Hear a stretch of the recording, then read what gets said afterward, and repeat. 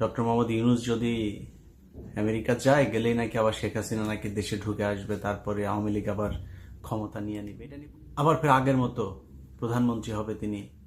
আমি বঙ্গবন্ধুর ছোঁয়া পেয়েছি।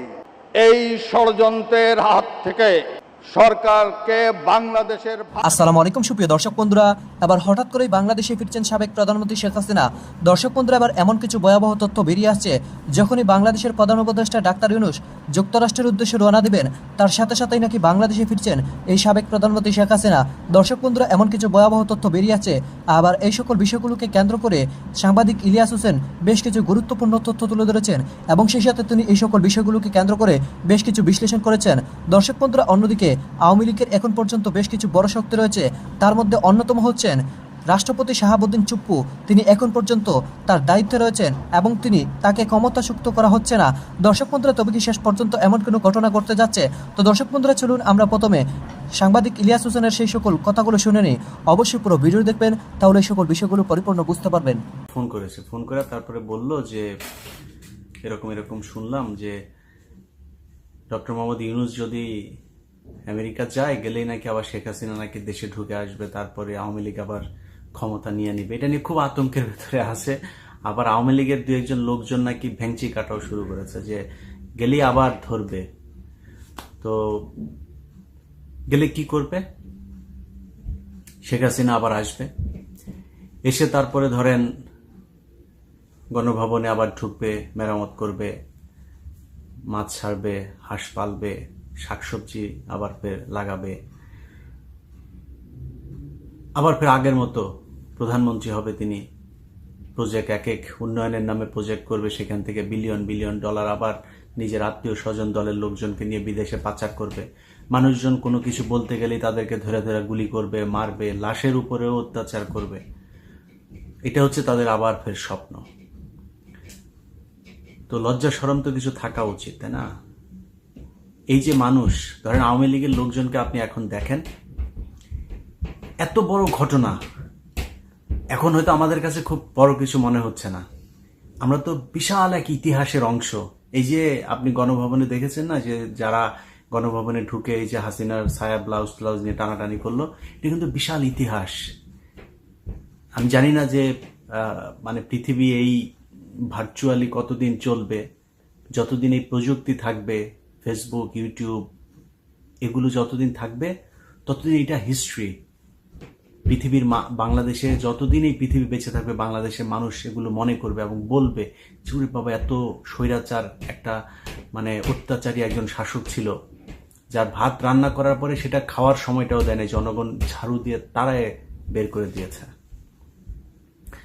একটু একটু করে তারপরে তারা মানে বের হওয়ার চেষ্টা করছে। তো সেই বের হতে গিয়ে একজনের একটা ভিডিও দেখলাম। সে বলছে মানে পিছনে তার ভিডিওর ইয়েতে ব্যাকগ্রাউন্ডে আপনার স্যাড মিউজিক লাগিয়েছে, মিউজিক লাগিয়ে তারপরে বলছে প্রধানমন্ত্রীর বের হয়ে যাওয়ার সেই সময়টুকু সেটা কেমন ছিল। ছিল শেখ হাসিনা নাকি যাবেই না, তাকে জোর করে সবাই বুঝাচ্ছিল সে যাবে না, এই দেশের মানুষকে রেখে সে নাকি যাবে না। এরপরে শেখ রেহেনা তাকে বুঝাইলো, বলল যে আমার বাবার মতোই অবস্থা করতে চাচ্ছিস তুমিও কি বাবার মতো মরতে চাও, জীবন দিতে চাও, চলো জীবনটা বাঁচাও। তাকে নাকি বুঝায় টুঝায় তারপরে হেলিকপ্টার। শেখ হাসিনারে তো দেখা মনে হইলো যে মানে লুঙ্গি উদাম করে তারপরে দৌড় দিলে যে অবস্থা, তো ওইভাবে দৌড়ায় হেলিকপ্টারে উঠতেছে। আমরা তো সেই ভিডিওগুলো তো এখন দেখছি। এটা এখন তারা নানান ধরনের ন্যারেটিভ মানুষের সামনে তুলে ধরার চেষ্টা করছে। এখন এই যে বাংলাদেশের মানুষ এইভাবে তাদেরকে জুতা পেটা করে তারপর বের করলো, মিনিমাম আওয়ামী লীগের লোকজনের ভেতরে আপনি দেখছেন যে কোনো অনুশোচনা আছে, কোনো অনুতপ্ত হচ্ছে যে ওকে আমরা একটা ভুল করেছিলাম, সেই ভুলটা সংশোধন করতেছে। ওদের এখনো কথাবার্তা, ওরা আবার দেশে আসবে, আবার সেইভাবে খাবে। 5 তারিখে যেদিন শেখ হাসিনা দেশ থেকে বের হয়, সেদিন কি ডক্টর মোহাম্মদ ইউনূস বাংলাদেশে ছিল? ডক্টর মোহাম্মদ ইউনূস তো সেদিন বাংলাদেশে ছিল না, সে তো দেশের বাইরেই ছিল। তো শেখ হাসিনা পলাইলো কেন? এখন ডক্টর মোহাম্মদ ইউনূস বের হবে আর আপনি চট করে ঢুকে যাবেন, আপনার লোকজন এই স্বপ্ন দেখে। এগুলো শেখ হাসিনার শয়তানি। 2 দিন পর পর নিজে ফোন রেকর্ড করে সেটা সারে তারপরে বুঝায়। আর তো বলার তো জায়গা নাই। এখন তো মনে করেন শেখ হাসিনা যদি কোনো গণমাধ্যমে কোনো কিছু যদি পাঠায় বা বক্তব্য টক্তব্য যদি পাঠায়, তাহলে তো পাশার চামড়া উঠাই দিবে। কোনো টেলিভিশন তো আর ওই ঝুঁকি নিতে যাবে না। তো শেখ হাসিনাকে বলবো, আমার বাংলা এডিশন নামে যে নতুন পোর্টাল চালু হয়েছে, আমার ফেসবুক ইউটিউব আছে, বাংলা এডিশনে যাবেন, আমার কাছে পাঠান, আমি চালাবো। আমার কিন্তু ওই ভয় নাই, কারণ আমি তো এতদিন আপনার দালালি করিনি। তো আমি চালাইতে, আমার কাছে দিয়েন, আপনার যা যা বলতে মন চায় ম্যাডাম আপনি দিয়েন, আমি চালাবো। এখন এই শেখ হাসিনার কোনো বক্তব্য টক্তব্য কেউ চালাইতে পারে না, ও নিজে নিজে ফোন রেকর্ড করে তারপরে পাবলিকের মাঝে একটা উত্তেজনা তৈরি করে। তো উত্তেজনায় যদি আওয়ামী লীগের লোকজনের স্বপ্নদোষ হয়েও যায় না, লাভ নাই তো, আপনি তো আসতে পারবেন না। আপনার একটু মাথার ভেতরে একটা মিনিমাম মানে কমন সেন্স থাকা দরকার, যে আপনাকে শেখ হাসিনা যখন বলছে চট করে ঢুকে যাব, ওই দিনও 2-3 জন বর্ডারে গিয়ে ধরা পড়লো। তো তারা পালাচ্ছে কেন? সে তো চট করে ঢুকে যাবে, তো তারা পালাচ্ছে কেন এখনো? এটা বুঝতে হবে যে তাকে এই দেশে আসার সুযোগ না দেওয়ার জন্য যা যা করার, সেটা শুধুই ডক্টর মোহাম্মদ ইউনূস আর বাংলাদেশের ছাত্ররা, জামাত বিএনপি মিলে করে নেই। এটার জন্য অনেক উচ্চ পদস্থ শক্তিশালী হয়ে, মানে কি বলবো, যে আন্তর্জাতিক যে শক্তি, সেই শক্তি এটার পেছনে কাজ করেছে। এমনি এমনি শেখ হাসিনা দেশ থেকে বের হয়ে যায়নি। সো এই আজাইরা স্বপ্নদোষ, এই স্বপ্ন দেখে তারপরে স্বপ্নদোষ করে লাভ নাই, কারণ শেখ হাসিনা ঢুকতে পারবে না। আর শেখ হাসিনা যদি ঢুকতে চায়, আমরা তো চাই শেখ হাসিনা বাংলাদেশে ঢুকুক। এখন তারা তো দরকার বাংলাদেশে। এই যে $103 বিলিয়ন যে বৈদেশিক ঋণ রেখে গেল, এই যে একের পর এক এই বিভিন্ন ঘটনায় মানুষকে যে খুন করেছে, গুম করেছে, সালমান এফ রহমান, তারপরে এস আলম সহ যাদেরকে ক্যাশিয়ার বানিয়ে কয়দিন আগে যে Zafrullah Chowdhury, Midland bank tank, এগুলো যে বাংলাদেশটাকে যে একদম ঝাঁঝরা করে দিয়েছে, এটার জন্য তো আমাদের দরকার তাকে। আমরাও তো চাই শেখ হাসিনা দেশে আসুক, আসতে বলেন। কিন্তু আপনারা স্বপ্ন দেখছেন যে শেখ হাসিনা আসবে, আবার আওয়ামী লীগ ওইভাবে ক্ষমতায় আসবে, আবার আওয়ামী লীগ ক্ষমতায় এসে তারপরে আপনাদেরকে ক্ষমতায় বসাবে। যেমন সালমান এফ রহমানের দাড়ি ছিল, দাড়ি কাটছে। মানিকের দাড়ি ছিল না, দাড়ি রাখার চেষ্টা করছিল। ওই শ্যামল দত্তর দাড়ি গোপটোপ ছিল, দাড়ি গোপটোপ সব কেটে ফেলছে। কারোর দাড়ি ছিল, দাড়ি রাখে, কেউ দাড়ি ছিল না, সে দাড়ি কাটে। মানে এই হচ্ছে আওয়ামী লীগের অবস্থা। আপনাদের নেতাদেরকে দেখে মিনিমাম কোনো হয় না। এখন আপনি চিন্তা করছেন যে ডক্টর মোহাম্মদ ইউনূস এখানে আসবে আর আপনারা দেশটা দখল করে ফেলবেন। আপনার সেনাবাহিনীকে যা জিজ্ঞেস করেন, শেখ হাসিনার ঘরের আত্মীয় সেনাপ্রধান, তিনি কেন পারেন নাই 5 তারিখে শেখ হাসিনাকে বাঁচাইতে? শেখ হাসিনা তো বাংলাদেশে যদি গৃহযুদ্ধ লেগে যেত, ভারত বাংলাদেশে অ্যাটাক করবে, সেটা তো শেখ হাসিনা নিজে চেয়েছে। এটা ইন্ডিয়ান পত্রিকা, একদম মেইন স্ট্রিমের বিশাল বড় আন্তর্জাতিক গণমাধ্যম, তারা বলেছে যে last 45 minutes of Sheikh Hasina, সেই জায়গায় তারা যে ডেসক্রিপশন দিয়েছে শেখ হাসিনার পালিয়ে যাওয়ার সময় শেখ হাসিনা কি করেছে।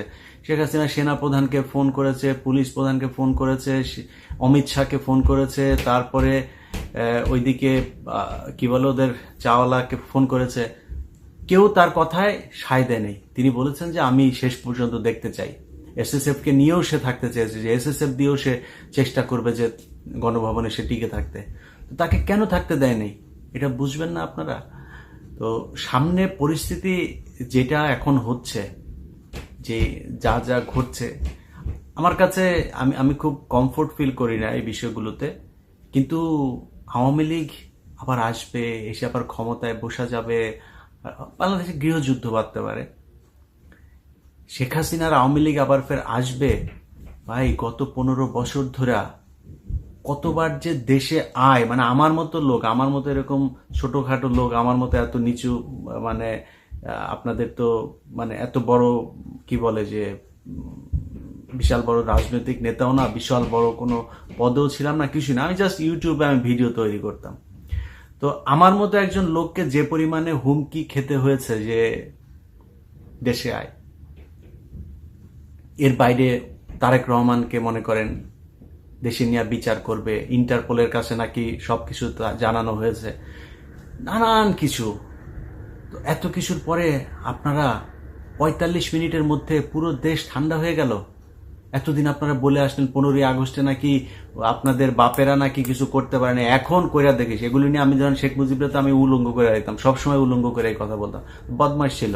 এই বদমাইশে নিয়ে যখন ভিডিও বানাইতাম তখন বলতো যে আমার বাপেরা পারে নাই, তুই এবার দেশে, তুই আমার তোদের মায়ের সাথে তোদের মানে সাঙ্গা হয়ে তারপরে তোদের বাপ হয়েছে, তো এই সাঙ্গাকৃত বাপেরে নিয়ে তোদের যেই দরদ উদলায় উঠতো, তো তোদের বাপের পিছন দিয়েও বাস ঢুকাইছে, মুখের মধ্যে হিসু করছে, সবই করছে। তোদের বাপের যে মূর্তি বানাইছি, কই কিছুই করতে পারলি না।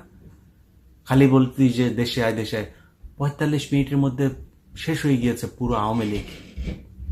এখন আবার তোরা হুমকি দিচ্ছিস যে আসবি, আবার এসে তারপরে দখল করে ফেলবি। তোদের পিছনে পুলিশ না থাকলে তোদের অবস্থা কি হয় সেটা বাংলাদেশের মানুষ খুব ভালোভাবে 5 তারিখে টের পেয়েছে। অতএব এই হুমকি ধমকি দিয়া লাভ নাই। যদি তোদের আম্মাকে যদি আবার দেশে নিতে মনে চায়, দেশে নিয়ে যা, দেশে নিয়ে যায়, তারপরে কর। তোদের সাথে কথা বলতে গেলে মানে ধৈর্য ধরে সুন্দরভাবে কথা বলার মতো রুচিটাও থাকে না। কারণ তোরা যেই মানে ভাষায় যেইভাবে তোরা কথা বলতে চাস, যেইভাবে উস্কানি দিতে চাস, সেইভাবে কথা বলতে গেলে অনেক খারাপ হইতে পারে না। আমরা তো অত খারাপ হইতে পারবো না। তাই সুন্দর করে বললাম যে বাবা দেশে আয়, তোর মাকে নিয়ে যদি আসতে চাস তোর মাকেও নিয়ে আয়, আমরা অপেক্ষা করছি তোর মা দেশে যাবে, আমরা এটা দেখতে চাই। দেখি আওয়ামী লীগ কত ক্ষমতাশালী, তাহলে বুঝবো যে আসলেই তোরা তো সবসময় বলিস যে তোরা নাকি রাস্তায় পয়দা হুয়া। তো তোরা তো আওয়ামী লীগ যেহেতু রাস্তায় পয়দা হুয়া, তো রাস্তায় পয়দা হুয়ারা রাস্তায় আয়, দেখি কিরকম পারিস, তারপরে বুঝবো না যে কি করতে পারিস। তোদের আম্মার আরেক মধ্য মাতাল এক পুত্র আছে, এই 5,500 বিজ্ঞানী, এই দুইজনে মিলা তোদের উস্কানি দেয়, আর তোরা স্বপ্ন দেখে স্বপ্ন দোষ হয় তোদের। যায় দেশে যা, তোদের আম্মারে আর আম্মার পুত্ররে বল দেশে যাইতে, তোদের তো না করে নাই, তো দেশে যাইতে বল, যায় না কেন? তোদের আম্মাদের আরো আত্মীয় স্বজন আছে, কেউই নাই। তোদেরকে ছাগলের 3 নাম্বার বাচ্চার মতো ব্যয় করায়, আর তোরা এই ছাগলের মতো ডাকাটা এই করিস। যাই হোক, এই ডাকাটা কি বন্ধ কর। হ্যাঁ, বন্ধ কইরা এই যে গত 15 বছর তোরা যে মানে মানুষের উপরে যে অত্যাচার নির্যাতন করেছিস, অনেক মানুষই আছে তারা বিএনপি আওয়ামী লীগ এগুলি কোনো কিছুই করে না, ইভেন তারা রাজনীতি পছন্দও করে না, দুই দলের এক দলকে পছন্দও করে না। তারাও এই শেখ হাসিনার বিদায়ে কি পরিমাণে মানে উচ্ছ্বাস, কতটা মানে কি বলবো যে মানে শান্তি অনুভব করছে, কতটা ফ্রি অনুভব করছে। দেখ, এই যে রাস্তায় নেমে এসেছিল সব বিএনপি আর জামাতের লোক, তোর মনে হয় সেটা জীবন দিয়েছে সবাই বিএনপি আর জামায়াতেরই লোক? না, সাধারণ মানুষ কিচ্ছু করে না, জীবনে রাজনীতি বুঝে না করে তারাও নেমে এসছে। সো মিনিমাম তোদের যদি লজ্জা শরম যদি কিছু থেকে থাকে, তাহলে আমি মনে করি যে একটু অনুশোচনা থাকা দরকার।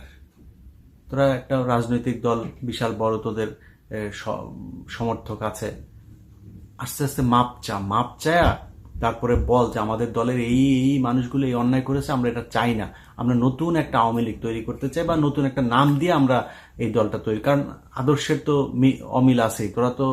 তোদের তো আরেকটা আদর্শ আছে, তোদের আম্মা হচ্ছে শেখ মুজিব, আবার এই শেখ হাসিনা হচ্ছে তোদের আম্মা, আবার মুজিব হচ্ছে তোদের আব্বা। তো তোদের এই যে আম্মা আব্বার যে তোরা যে নবী রাসূলের মতো যেভাবে আদর্শ হিসাবে মানিস, এই আদর্শ তো আর বাংলাদেশে কারো নাই। তো তোদের একটা আলাদা দল থাকতেই হবে, সেটা গঠন কর। যা ভুল করছিস সেটার জন্য অ্যাটলিস্ট মাপ চা মানুষের কাছে। ভুল তো করছিস। 1,800 গতকালকে নিউজে দেখলাম 1,800 এই গত এই আন্দোলনেই মারা গেল। আরো কত হয়তো এর সাথে আরো হয়তো 400-500 বাড়তে পারে। তো প্রায় 2,000 মানুষের উপরে তোরা হত্যা করেছিস এই গত 15 দিনে। আবার লজ্জা নাই, তোরা আবার দলের ক্ষমতায় আসতে চায়, মানুষ তোদেরকে কি করে নিবে। মনে কর আবার আসলি, মনে কর হাইপোথেটিক্যালি চিন্তা করলাম যে তোরা আবার আসলি, আচ্ছা কি করবি? আবার এমনি মারবি? মারার পরে কি হবে? মানে এমনি জোর করে বাংলাদেশে টিকে থাকবি? সম্ভব না। সো শেখ হাসিনার এই যে এই আন্ডা বাচ্চা যেগুলো আছে, সেগুলোর সাথে সাথে আরো অন্যদেরকেও বলতে চাই,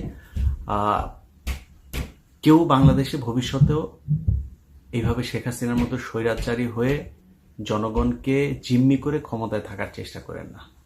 জনগণের ক্ষমতা জনগণের হাতে ছাড়তে হবে, এবং সেটা বিএনপি হোক, জামাত হোক, যারাই ক্ষমতায় আসুক সামনে, এই সরকারের পরে একটা নির্বাচিত সরকার তো আসবে, তারা এসেও যেন এই শিক্ষাটা যেন অন্তত সামনের 100 বছর বাংলাদেশের রাজনৈতিক দলগুলোর মনে থাকে।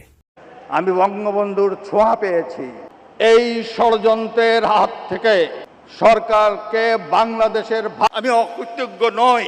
আমি বঙ্গবন্ধুর আদর্শে গড়া একজন সৈনিক। আমি অকৃতজ্ঞ নই। আমি কখনোই মাননীয় প্রধানমন্ত্রী শেখ হাসিনার আদেশের বাইরে যাব না।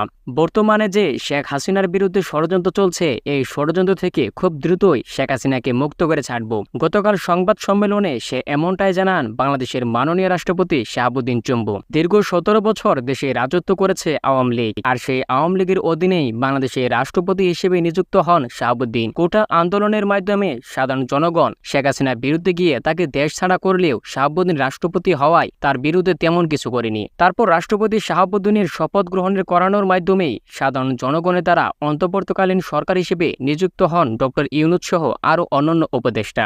কিন্তু অন্তর্বর্তীকালীন সরকার নিযুক্ত হওয়ার পর কিছুদিন চুপচাপ থাকলেও এখন মুখ খুললেন শাহাবুদ্দিন। তিনি বলেন, আমি অকৃতজ্ঞ নই, আমি শেখ হাসিনার নেতৃত্বে আজ এখানে এসেছি, তাই আমি কখনোই তার বিরুদ্ধে যেতে পারবো না। এছাড়াও তিনি আরো বলেন, শেখ হাসিনার বিরুদ্ধে এখন নানা ধরনের ষড়যন্ত্র চলছে, খুব দ্রুতই শেখ হাসিনার বিরুদ্ধে লেগে থাকা সেই সব ষড়যন্ত্রকারীদের আইনের আওতায় এনে শাস্তি দেওয়া হবে। দর্শক বন্ধুরা, আপনারা হয়তো পুরো ভিডিও দেখে এবং সেই সাথে এই সকল তথ্যগুলো জেনে অবশ্যই বুঝতে পেরেছেন এবার শেষ পর্যন্ত কি এমন কোনো ঘটনা ঘটতে যাচ্ছে।